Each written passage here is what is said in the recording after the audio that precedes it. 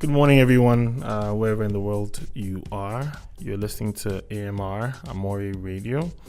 And we're very excited this morning because we have a fantastic guest with us in the person of Sylvester OSARA. Sylvester, welcome. Thank you very much. How are you doing? I'm doing great. So Sylvester is the CEO of Jollof Travels Limited. Sylvester, why don't you tell us a little bit about Jollof? First of all, Jollof started about 14 months ago.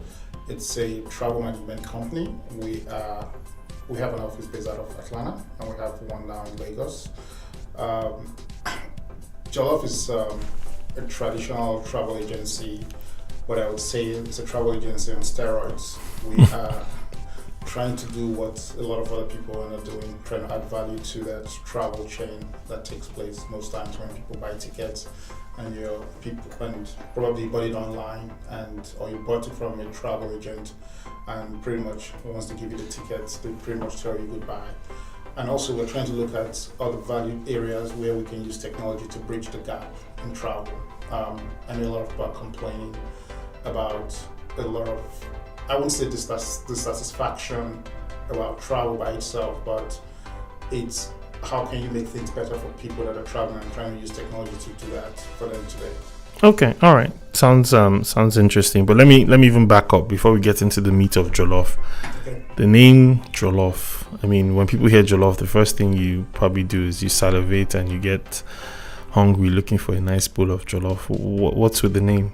For somebody who likes to have a good time, physical enjoyment, Jollof means enjoyment in Nigeria. I grew up in Nigeria, spent the first 25 years of my life in Nigeria, and I've always known people talk about Jollof. I want to go and Jollof, and that means good travel, means enjoyment in Nigeria. I know they have all the Jollof wars and all that going on between Nigeria and other countries, Ghana and so on, but I think that's still by the wayside. It's pretty much looking at people having an exciting travel experience, enjoyment when you think about travel, and that's the value we're trying to give to our customers. I even saw on your signature you are the Chief Enjoyment Officer of Jollof. Correct. That's an interesting title. Yeah, good question. Sorry, good. I think it's good that you noticed that. So, like I tell people that I don't own Jollof, I work for Jollof Travels, and I'm not an executive.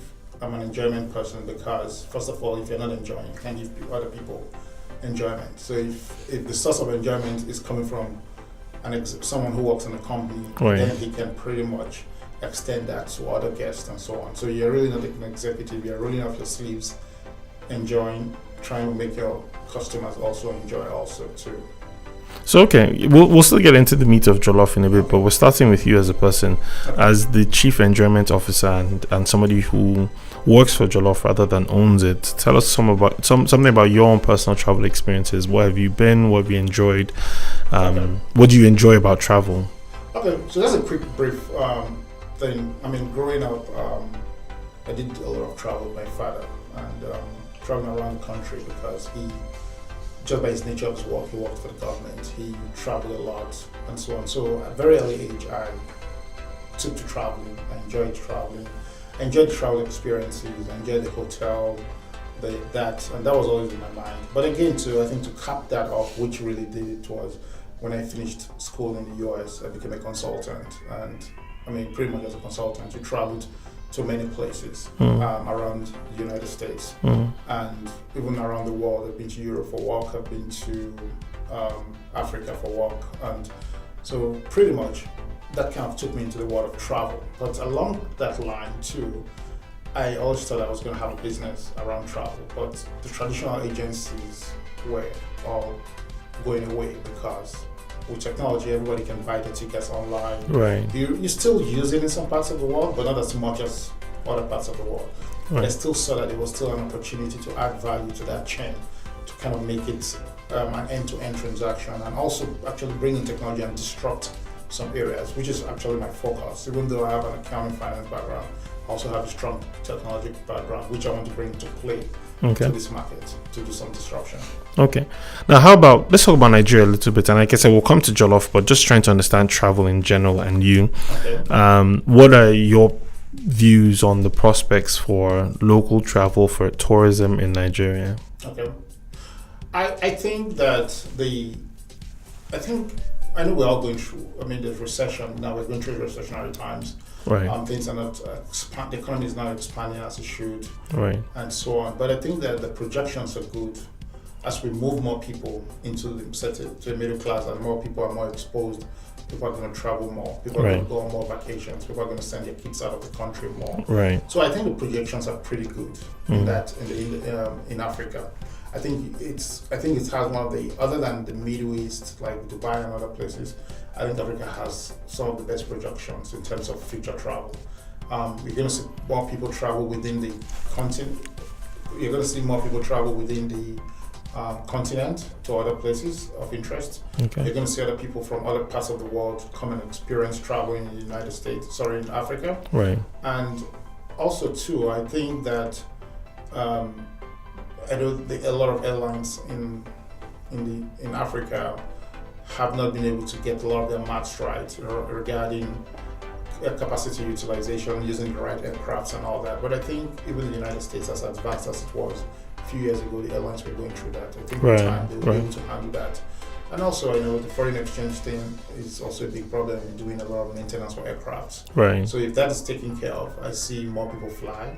But any other thing, the most important is really moving more people into a certain income bracket where they can afford travel more and make it more affordable. Whereas you're not really rich, but you're like, I want to catch a flight because it's efficient and the price makes sense. Now coming to Jollof itself, I want to learn about what makes Jollof so different. There's a lot of travel agencies. Many people call themselves travel agents, or you could just book online. What is different about the service offerings of Jollof that should make people interested in knowing more? First of all, I know we have, as mentioned, we have an office in the US, and we have a local office in Nigeria now. First of all, it's basically trying to see what our competitive advantage is really end-to-end transactions, whereby we have partnerships with a lot of travel management companies around the world, where if, for example, you are going to the US, it's not just my own local office selling you a ticket. Right. We want to know what you want to do there, and we're also interested in what you want to do when you get back. And that's why I said initially it was a travel agent management company on steroids. It's basically saying, okay, this is your customer, you know your customer. If you know a lot about them, you can provide more services to them. So you're going to the US, you're going to Dubai. We don't have offices in some places, but we do have relationships with big agencies or travel companies that can cater to your needs. You're going on medical tourism, for example. You want to go for your annual physical. Right. Okay, advising clients, hey, you're going on vacation. You can roll in your medical trip into it. And there's no other business other than people like that are your bankers who really have an insight into your life as much as that. As long as you have the right trade people they do understand what's going on, we think that we will be able to add a lot of value to you. So it doesn't just end with selling tickets, which are standalone products which people can get.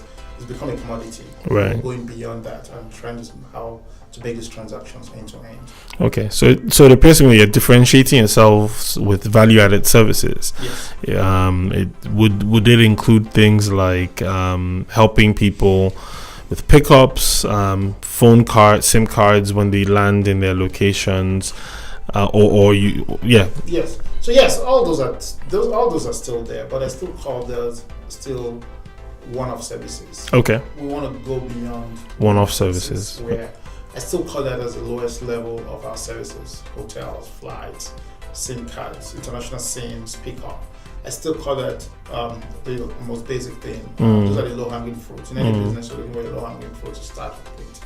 You have higher than that is where we start packaging stuff for people, where we have flagship products and we have products which we would kind of design for our clients and say, okay, that is it. Like I mentioned, if we know a client who is at a certain income bracket, travels at a certain time of a year to the US with a family, we would be able to tailor services to those people. Okay. Now the question would be, do you have the right people to be able to cater to those additional services you're doing, yes, we do. We would have to, as we grow, we would bring in all these in-house to support us, or work with other people that would help us in all these areas, because sometimes you don't want to bring everybody in-house, Right. but you want to create those relationships. And at some point earlier, you also mentioned technology as being a potential differentiator. I'm a big fan of technology, Right. so having a background in it, and I think that this remains one of the easiest ways for you to bring in efficiency to a big population like ours. Right. Because I always say, if you test a transaction once and it works, and it adds value to one person, that means it's going to add value to 180 million people. So the question is really, how do you identify areas in that value chain, Right. between not just what the end users see, Mm. but even things in the back end. Mm. I mean, how do you bring technology to bridge that gap? Right. I always think that as industries change, as time goes, all the time, people are looking for ways to do things better. And really, you have to think outside the box. Right. Okay, Of course. that this is not just a travel agency. Like I said, that if it was just a traditional travel agency that I thought I was going to be in the next 6 months, I wouldn't have actually gone into the business. I looked at it from, hey, I like travel, I like technology, I like people. How do I bring all these together to serve those people, both what you're saying, what they see, and what they don't see? Right. So it's probably working with the airlines, creating products for them, and also working on applications that do support the end users directly, which they can physically see. Okay. So that, again, a lot of this has centered on trying to take advantage of the Nigerian market, traveling internationally and whatnot. How about foreigners coming to Nigeria, or Nigerians in the diaspora coming home? What are your thoughts about how to turn Nigeria into, a better tourist destination, if you will? I think the first thing is making them understand that once you come into Nigeria, it's not a war zone. So, because that's exactly what people think. True. And I think in this context, I'll kind of look at it as Nigeria and also Africa. In it, that's why we have an office in Atlanta. And when you have a locally made office that is made for the Nigerian market, that's made for the African market, and you can speak their language, you tell them you know this place, and you know this place, you know that, it gives them a lot of comfort when they are thinking about traveling. Right. So you do have the big boys in Right. the industry in the United States, but most of them just, as I call them, they just mail out tickets. Sometimes you call them, you want to make a change, you may not get hold of them. Right. They don't know where you're going in Lagos, they don't care. They may say we sell hotels, but so as far as I'm concerned, some of them may even give you hotels that have closed down. Because I saw that happen one time. Are you serious? Because They paid for a hotel? I mean, the hotel was doing a renovation at that time. Oh. It was already in their inventory. Wow. And when you call them, hey, you've paid for it. But I think luckily they were able to get back their money because it was such a situation whereby they never stayed there. So what I'm trying to say is that you're trying to create something for that African market, Right. where that is tailored by people who know Africa, Got it. who understand the market. You've been in Nigeria for a few months now. The business is less than a couple of years old, but where do you see yourself going? What do you think you can promise your customers and potential customers is in the works for the coming years? Okay, thank you very much. So, like I mentioned already, we have an office in Atlanta, and and I know I've said it several times, we want to be able to add value by having a full end-to-end transactions. The good news is that we have an office there. We have strategic partnerships with other travel management companies in the world, and we want to have more strategic affiliations and partnerships with the right companies around the world that will serve our people. Okay. We want to be able to serve our customers also in other areas. That's not just when they're traveling, when they're there, also when they come back. And that would be us training our people, getting more people to do that, and also to be able to add value to our customers in other areas of their life. Then also, we want to also be able to, I know you talked about where do you see traveling Nigeria and all that, Right. and so on. But for me, I think I would say, where do I want to travel in Africa? Okay. Because just recently I was in Accra recently, and I felt that one thing that can really help Africa is if we can build some competitive advantages in different countries, and we can all the governments and the people can speak one language. I mean, when I mean speak one language, I'm not saying that there should be one common language, Right. whereby we have almost like what they have in EU, where you can have free movement of things, of services, people, based to where. But isn't it there is currently? I mean, as a Nigerian, you can go to anywhere in West but I'm talking Africa. about, You mean broader? what is it? I said, are you talking about on the broader African scale? Yes, on a broad African scale, Okay. where people can walk, That's true. move skills around, and I think that would help to make travel, because if you don't have the standards in Right. some countries, Right. some other countries would not have any choice than to adhere to those standards. Right. I think that people will travel more regionally, Yeah. which will bring stronger airlines. It will bring also the financial backing by different governments and different private institutions to support the aviation industry. Right. Because now, if people are moving more and there's more market for movement, that will be there. And I also think one other thing that I'm also looking at is to be involved more in thought leadership Right. around travel, Right. both from working with the government, preparing the landscape and the platform to have such discussions on how you can make travel. Because whatever the government does sometimes, a lot of times, has an impact to your business. Absolutely. Absolutely. Because if you fly to a place and the toilets are not clean, no matter how much technology Jollof Travels would have used in getting you there, or how cheap your flight was, or how good the airline was, Right. you're still going to go through the toilets, meet an immigration official. And that is not just pertaining to Nigeria, we're talking about Africa as a whole. So one of us to create a platform to be able to have these discussions with government Right. and make more locations tourist places to go. Yeah. And Places that in Africa that are already strong in tourism, right. we just want to have more countries. Yeah, I think. Sorry, I'm gonna steal a little bit of the shine now and just talk about some of my personal experiences. You talked on a few things I think are just sad. I remember having to travel to DRC a few years ago, and the visa process was probably even harder than getting a British visa, and I couldn't understand why. Yes. DRC is 2.5 hours away, direct by flight, and it also took almost a day and a half to get there. I was saddened to see the quality of airports outside of Nigeria relative to Nigeria, which is supposed to be, I mean, we no longer say this, but we used to say it was the giant of Africa.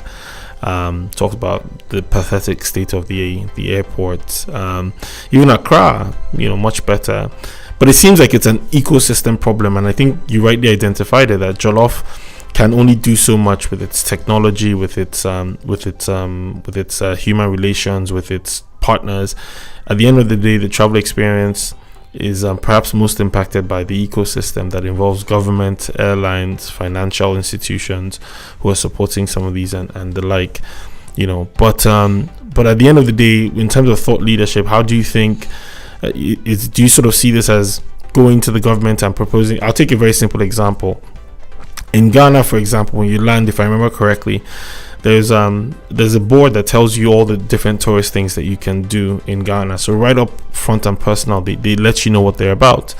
In Nigeria, you land and they're telling you that don't give bribe. That's kind of all that's there.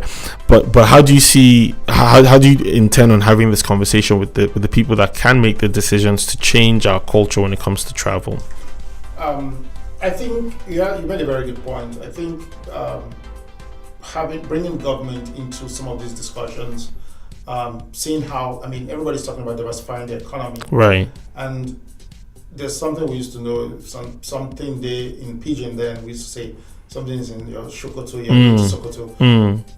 If we have the people, we have the places, and we have the culture, right? And if we get things right, and you can present a lot of these discussions to government and say, hey, these are these countries that make this amount of money Right. from tourism. Right. Because you have to have an explanation. There are different ways you get things across. Right. If you're talking to government, you need to tell them the benefits. You show them the money. Show them the money. And if you can show that and how other people have been able to transform their places Right. to money-making places just by tourism, then you can start, okay, how is this happening? And, we're not saying you should bring money, but just create a conducive environment. Because sometimes if you're looking for money from government, it may not come. Budgets are tight, salaries have to be paid, a lot of governments. So you have to bring a lot of ingenuity in this discussion. And Right. I think it goes beyond just say, make the government get these things ready. You have to tell us, sometimes you have to spoon feed the government. Right. And I think the prospects are good if they put their shop in order. Yes. I use Thailand as an example of a place that I think 20-30 years ago, right after the Asian financial crisis, recognized that there's a big opportunity. And today, the emerging middle class that you talked about in Africa is not just in Africa. I would make the argument that in China and Russia, there's been a solid middle class that needs ways to spend their additional income. So they want to travel, they want to see the world. And if you're going to come to Africa, why not come to the most bustling and exciting? I think it's the most exciting country in Africa, but the rest of the world needs to see that. So hopefully Jollof can help provide some pro bono consulting services. Yes. Or PPPs, because I look at something as just simple signage, telling a story. We're in the era of storytelling, and I really hope that Jollof can make an impact in that regard. Yes, and like I said before, the value points are so much. There's just so many areas where you can come in and add value to that, Right. and bring awareness to travel. Right. Who, they have the money, but they'll still decide to, go through, maybe other means of travel. But you're kind of introducing them to, flying locally. It takes you there faster, and the opportunity with it. I want to have our roads too, and other means of transportation. But you want them to be able to see that it's just not necessarily you have to go by road all the time. Right. That the opportunity is there. It's not completely out of reach. Okay, and then sort of on a final note, I noted that on your website, you guys, it seems like you're trying to put some content there as far as a blog, or I mentioned we're in the era of storytelling, and bringing awareness is not just advertising, right? Sometimes you need to go through someone's journey or story. So are there prospects around content that you're trying to bring to bear? The blog that would talk about a lot about the journey of people who travel with us. We also want to talk about culture, food of different places. We also have a forum that would help for people to come and talk about the travel experiences and things like that. Okay. They can come share questions. The world of travel is always very exciting. And it's changing fast, whether it's from what's going on at the airport, what's the new visa requirement, right, what's happening in that country, and things like that. People always have experience. Or it could even be up to nice things. Where did you shop last when you were in London? That interactive, I would call it moving gist and so on. We're also creating a platform too, which I think hopefully by December or January will kick off. We'll call it our monthly gist series. Okay. Where we bring expert talkers in certain fields to talk about the world of travel pertaining to, and not just travel, things that pertain to Africans both home and abroad. Right. So it could be in the United States. You have people who will talk more about immigration, living in the US, right, immigrants and things like that. Things that will pertain to them. This will be beamed around to all our Jollof followers on Facebook, YouTube, and Instagram and all that. Live. This is gonna happen live. Okay. It's gonna happen to live. These are gonna be live productions. Okay. Want people to be able to. I want to go beyond that, and also we want people to be able to collaborate with each other. Once you're a Jollofer, right, what value does... Did you say once you're a Jollofer? Yes. Wow. Yeah, so what value if I travel? So think about this. If you have a relationship with us, yeah, and you have a relationship with 5,000 customers, what value does it give to you? These are questions we want to do in modern day travel. Can we use technology to bridge that relationship right, between other people would have traveled. Right. How that would happen, I don't know, but I think that we're very creative enough to start speaking that language very soon and using technology to solve questions, All right. issues like that. All right, great. So just for the audience, what's your website? What are your social media handles? How can they get to know more? Instagram at jolloftravels.com. Okay. At Jollof Travels, the website www.jolloftravels.com. So thank you so much, Sylvester OSARA. Really appreciate having you in the studios. Wish you all the best, and we hope to hear the success story in 3, 4, 5 years when you have blown, as we say in Nigeria. Thank you very much. Alrighty, have a good one.